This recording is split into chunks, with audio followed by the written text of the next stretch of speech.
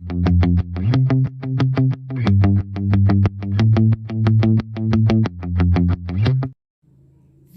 To Kamala's fantasy.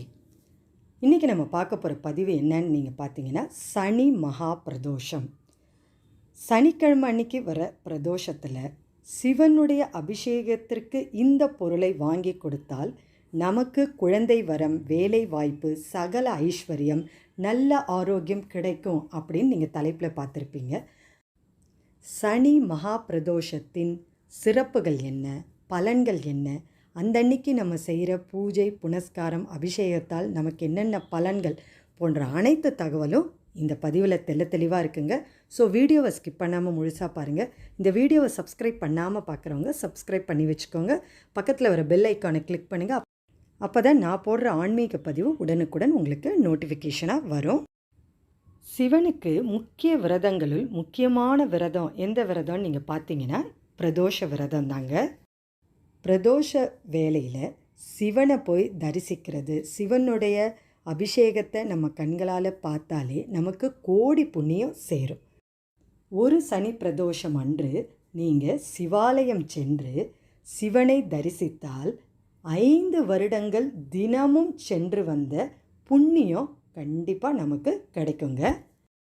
அந்த அளவு சக்தி வாய்ந்தது சனிக்கிழமை வர பிரதோஷ நாள் தாங்க. அன்றைய தினத்தில் வில்வ இலை கொண்டு அர்ச்சனை செய்வது என்பது மிக மிக சிறப்பு வாய்ந்ததுங்க. தானம் தர்மம் செய்ய சனி பிரதோஷம் மிகவும் சிறப்பு வாய்ந்த நாளுங்க. அது மட்டும் இல்லாமல் நீங்கள் அந்த அன்னைக்கு சின்ன தானம் கூட நீங்கள் செஞ்சீங்கன்னா பெருமளவு புண்ணியத்தை நமக்கு சேர்த்துரும். பக்தர்கள் வேண்டியதை வேண்டியபடி நிறைவேற்றி தரக்கூடிய சிவபெருமானுக்கு உகந்த பிரதோஷ விரதம் நாம் மேற்கொண்டால் திருமணம் கைகூடி வரும், வறுமை நம்மை விட்டு நீங்கும், நோய்கள் அனைத்தும் விலகும், எடுத்த காரியங்கள் அனைத்திலும் வெற்றி உண்டாகும். பிரதோஷ வேளையில் சிவனுக்கு பண்ணுற அபிஷேகத்தை நம் கண்களால் பார்த்தாலே போதும், நம்முடைய கஷ்டங்கள், துன்பங்கள் அனைத்தும் விலகிடும். சிவனுக்கு எந்தெந்த அபிஷேக பொருள் வாங்கி கொடுத்தா நமக்கு என்ன பலன்கள் கிடைக்கும் அப்படின்றது இப்போ நம்ம பார்க்கலாங்க. நீங்கள் வீட்டில் லிங்கம் வச்சுருந்தா வீட்லேயே இந்த பொருளால் நீங்கள் அபிஷேகம் பண்ணலாம். சிவாலயம் கோயிலுக்கு கூட நீங்கள் போய் இந்த அபிஷேக பொருளை வாங்கி கொடுக்கலாங்க.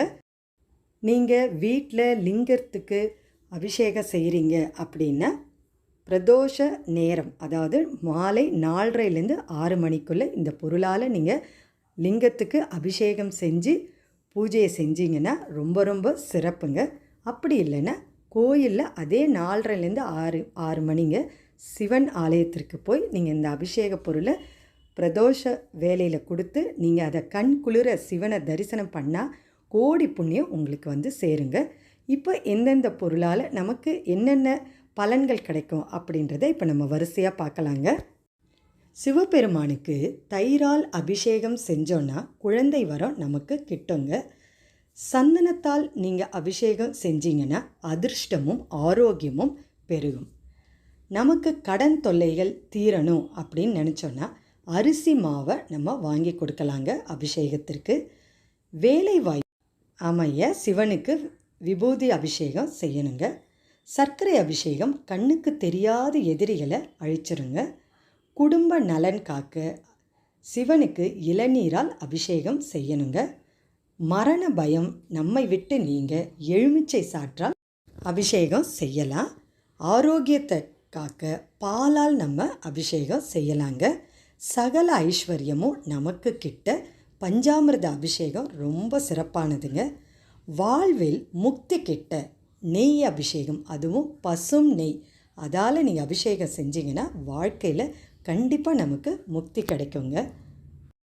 சனிக்கிழமை வர பிரதோஷ அன்னைக்கு சிவனை வழிபட்டோம் அப்படின்னா சனீஸ்வர பகவானையும் சேர்த்தே வழிபட்ட புண்ணியம் நமக்கு கிடைக்குங்க. அந்த சனீஸ்வர பகவானுடைய பரிபூரண அருளும் நமக்கு கிடைக்குங்க. மற்ற பிரதோஷ நாட்களை விட சனிக்கிழமை வர பிரதோஷம் மிகவும் சிறப்பு வாய்ந்தது.